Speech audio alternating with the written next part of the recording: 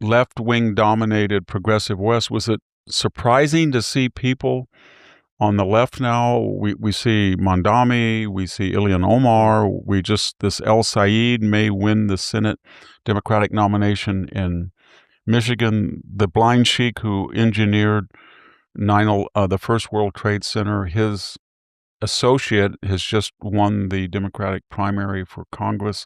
And then when we look to conservatives to critique that, there's not a large group, but Candace Owens, Tucker Carlson, even Megyn Kelly recently kind of recanted what she had said earlier, her suspicions about Islam, and kind of transmogrified into being more worried about Israel. What is about?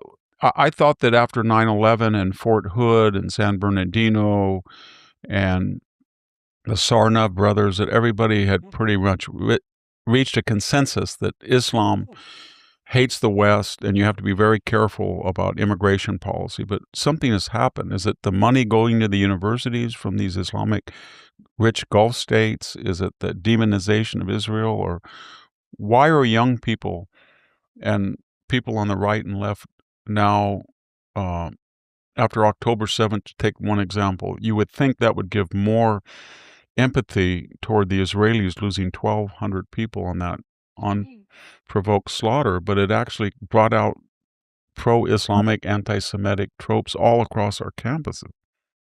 Yeah. Yeah, this is an interesting phenomenon that I've actually been closely following, and I actually find it very amazing because the analogy I give is a seesaw, like two children on a seesaw, and on the seesaw is Israel and Islam, which is really bizarre because one is a nation that's finite that came into being less than a century ago, and the other is a religion.